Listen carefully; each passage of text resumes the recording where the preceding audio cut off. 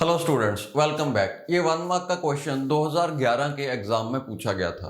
आपने बताना है how many minimum D flip flops are required to design a mod 258 counter.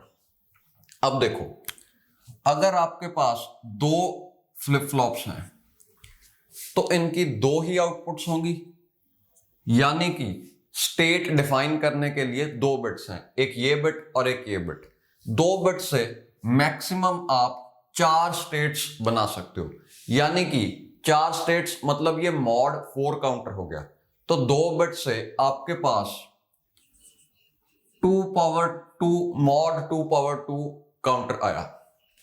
अगर यहां पे 3 बिट्स हो जाएं तो आप 8 स्टेट्स बना पाओगे, क्योंकि इस काउंटर की देखो, यहां पे कोई क्लॉक होगी और एक इनपुट यहां पे जा रही होगी, फिर यहां पे जा रही होगी, यहां पे जा रही होगी।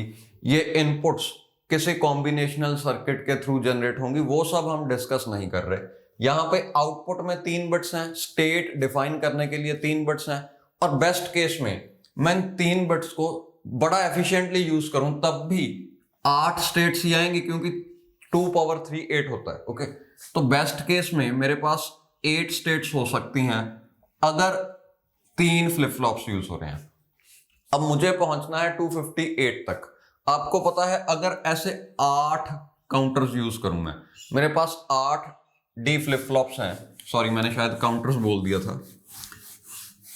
तो अगर मैं 8 डी फ्लिप फ्लॉप्स यूज करूं तो उनकी 8 बिट की आउटपुट होगी, यानी कि पहले की एक बिट, दूसरे की एक बिट, तीसरे की, चौथे की, एंड सो ऑन। अब 8 बिट से अगर स्टेट डिफाइन हो रही है तो टोटल इतनी स्टेट्स हो सकती हैं, यानी कि 8 बिट से मॉड 256 काउंटर बन सकता है।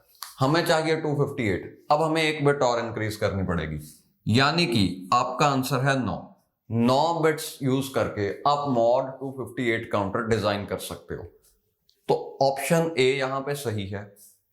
अब देखते हैं कि 9 बिट से बेस्ट केस में क्या पॉसिबल है। 9 बिट्स यूज करके बेस्ट केस में आप 512 मॉड 512 काउंटर बना सकते हो, बट हम इन 9 बिट्स को पूरा एफिशिएंटली यूज नहीं कर रहे। हमें चाहिए सिर्फ मॉड 258 काउंटर।